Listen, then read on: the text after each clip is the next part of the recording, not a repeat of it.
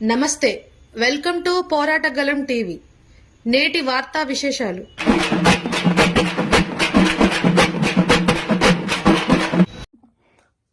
కేంద్ర home minister Amit Shah గారు ఆంధ్రప్రదేశ్ పర్యటన సందర్భంగా అర్బన్ నక్సల్స్ని అంతమొందిస్తామని ఒక డేట్ ఫిక్స్ చేశాడు. 2026 కంతా పూర్తి చేస్తామని చెప్పేసి ఒక ప్రకటన పలుకుతా ఉన్నాడు. ఇది అర్బన్ నక్సలైజేషన్ లేదా నక్సలైజేషన్ అనేటువంటి అంశం కాకుండా మీరు మేనిఫెస్టో పెట్టేటువంటి అంశాలు మీరు అమలు చేయండి. ముందర బీజేపీ, ఎన్డీఏ మీరు ఇచ్చేటువంటి మేనిఫెస్టోలో అనేక అంశాలని అమలు చేయండి. పేద సమస్యను పరిష్కారం చేయండి.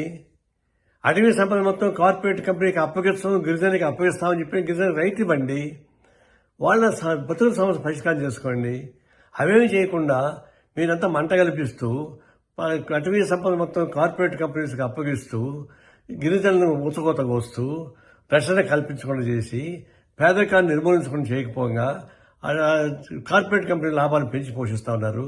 అట్లీస్ట్ మీ మేనిఫెస్టోలో ఉన్నటువంటి సమస్యలను కూడా మీరు పరిష్కారం చేయకుండా ఉత్త ప్రకటనలు పడితే ఏ లాభం? గట్టిని పైన మీరు నరికేయవచ్చు, కానీ మొదళ్ళు ఉంటాయి. మొదల్లే అసలు వామపక్షాలు కానీ నక్సలైట్లు కానీ ఎవరైనా చేసేటువంటి సమస్యలు అవి పరిష్కారం చేయకుండా మీరు ఏ ప్రగల్భాలు వెళ్ళినా కూడా కేవలం శుష్క వాగ్దానాలు అవుతాయి తప్ప ఇంకోటి కానీ కాదు. ఇదంతా బాగాడమనం తప్ప చేసి చేత కాదు.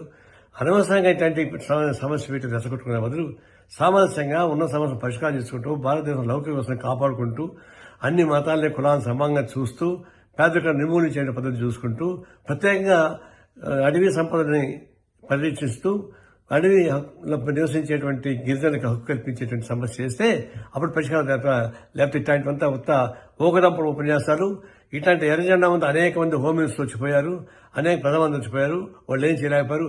మీరు కూడా ఏమీ చేయలేదని చెప్పేసి స్పష్టంగా చెప్పగలను.